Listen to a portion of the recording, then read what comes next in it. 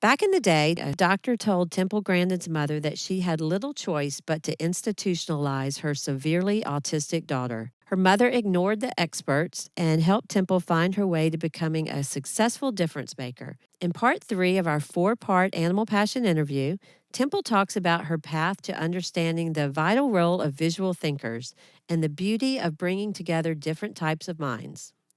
What is thinking in pictures? It's literally movies in your head. My mind works like Google for images. I could actually test run a piece of equipment in my mind, just like a virtual reality computer system. So, Temple, you amaze me. You're such a visionary for animal behavior, and there's not a parent out there with an autistic child that doesn't know and worship you. How does it feel to be such a global leader? I feel it's a responsibility. Out of all these achievements, which are so many, which ones are you most proud of? Well, I have, things I'm proud of for, different reasons and different points of my life. Some of the books I've written, I'm really proud of. With all these accomplishments that you have done, do you have a goal? Do you have anything you want to do? Well, right now, I'm very concerned about the visual thinkers getting screened out of the educational system. I'm one of these people that can't do algebra.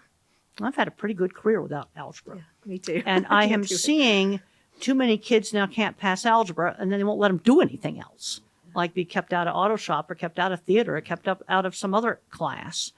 And we need our visual thinkers. Now, the thing is, the visual thinker is just one kind of mind. You see, the autistic mind tends to be a specialist mind, good at one thing, bad at something else. And where I was bad was algebra.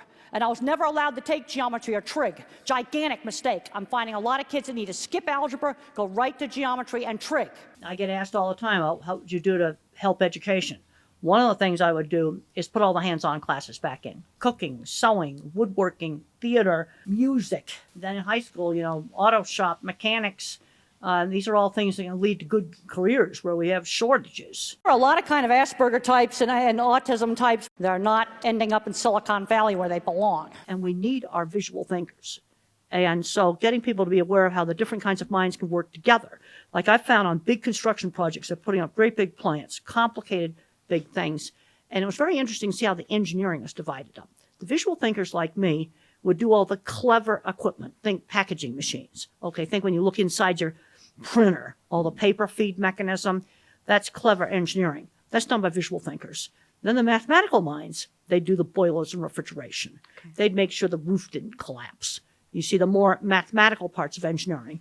But there's also a visual thinking part of engineering. How do you actually do things? Because, for example, I see a solution to a problem, like when I designed that entrance in the dip vat. You can actually build my dip vat system off of the movies. Everything was shown in the movie, you could actually build it off of it. It's completely accurate. But I came up with that ramp design that prevented the drowning problem. That was seeing a solution to a problem. And you also need to prevent disasters and things like that. Things like Fukushima, where they'd had watertight doors, Fukushima wouldn't have burned up. They'd had watertight doors to protect the electrically driven emergency cooling pump. Engineers calculate risk. Visual thinkers see risk. I see the water flooding the site. What do you think is going to happen to the basement? And when I was younger, I used to think it was because they were stupid. Well, I didn't know about the different kinds of thinking then. What I've learned now is that they don't see it. Ability to put information into categories. I find a lot of people are not very good at this. Like when I'm out troubleshooting with equipment or problems with something in a plant, they don't seem to be able to figure out, do I have a training people issue? Or do I have something wrong with the equipment? In other words, categorize equipment problem from a people problem. I find a lot of people have difficulty doing that. Now, let's say I figure out, is an equipment problem, is it a minor problem with something simple I can fix? Or is the whole design of the system wrong? People have a hard time figuring that out. I'm very concerned about losing really important skills in what I call the clever engineering department. Okay. And I had a student in my class who had never used a ruler to measure anything. Kids are growing up, they've never used a tool for anything. So that's something I'm really working on right now is there's scientific research that shows that there's different kinds of minds exist. There's a lot of research now.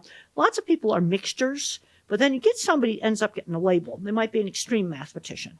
They might be an extreme visual thinker. And They're going to be good at one thing, terrible at something else. We need to be developing skills. I'm seeing too many smart kids shunned into special ed, and they're just getting addicted to video games, right. not getting jobs.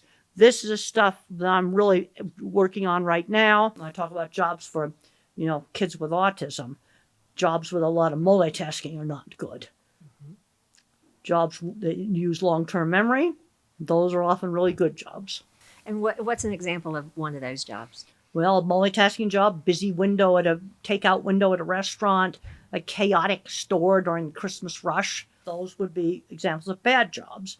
Good jobs where there's been some real successes have been an office supply store, where you get recognized for maybe the knowledge about printers.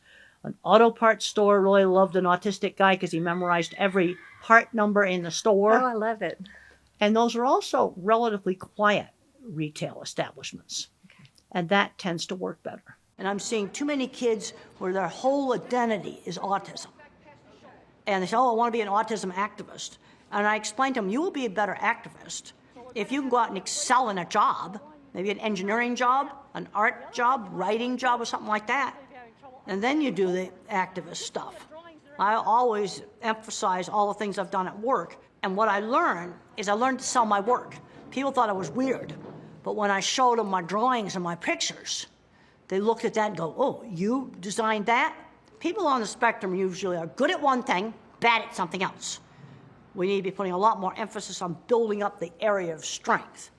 Check out part 4 of our interview where Temple shares what she's learned from her lifelong work with animals.